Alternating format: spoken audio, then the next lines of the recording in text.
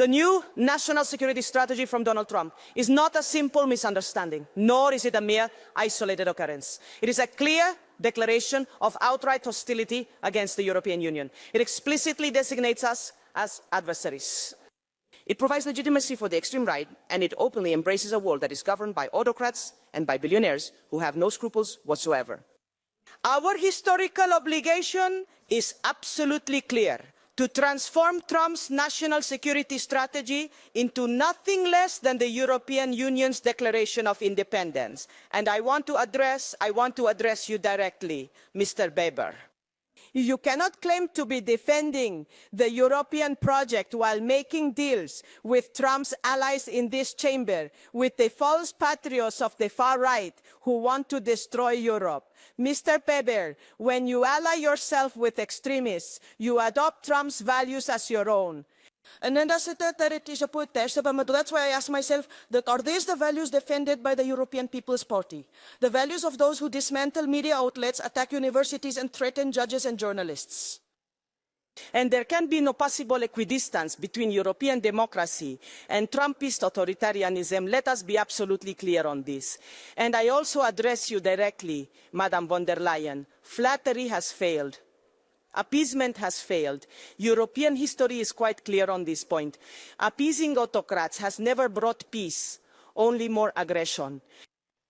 So, Madam President, our strategy of appeasement with Trump is simply not working. We must confront the balance of power, because that is precisely what the new American administration has outlined in its national security strategy. It intends to undermine our regulatory sovereignty, and it is doing so with the active assistance of the far right here in Europe. She even wants to go further, to dismantle the European Union, to destroy everything that we have painstakingly built. Therefore, yes, I state this with utmost force and conviction. Our strategic autonomy is no longer merely an option. It is an absolute necessity, the very foundation of our independence.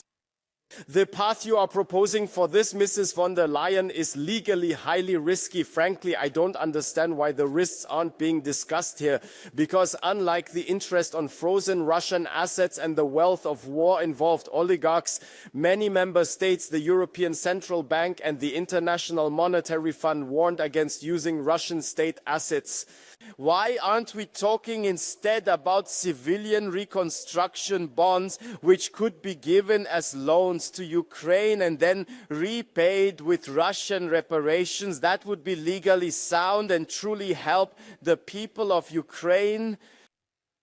Mrs. von der Leyen, you are truly making Europe into a laughingstock. You stand for corruption, for censorship, for green deindustrialization, and for geopolitical insignificance. And you dare to be outraged by Trump's peace plan?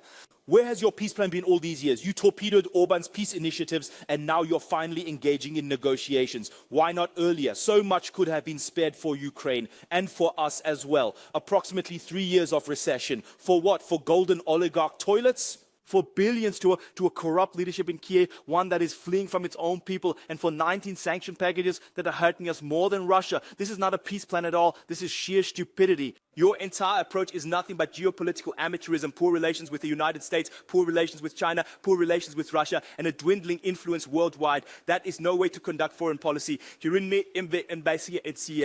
Yes, we need strategic autonomy, our own inherent strength, our own true sovereignty, realism instead of moralism, shrewd diplomacy, and genuine politicians instead of infantile feminists in rose suits. You, Mrs. von der Leyen, are making Europe weak. You are turning Europe into a geopolitical wrong-way driver.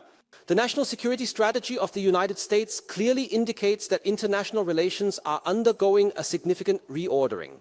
The United States' primary objective is now increasingly focused on achieving a strategic balance with other major global powers. As a direct consequence of this shift, Europe will, in the future, need to assume greater responsibility for its own security and defense. It is therefore not in the fundamental interest of Europe to transform Ukraine into a fully militarized, total frontline state, making it a heavily armed, steel-plated porcupine right on Russia's border. We must not forget that the Russian military possesses a significant 20-year development lead in all critical weapon systems.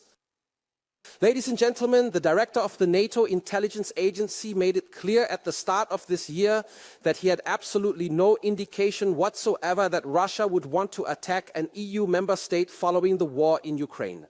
Stop intimidating the people of Europe with constant new threat narratives.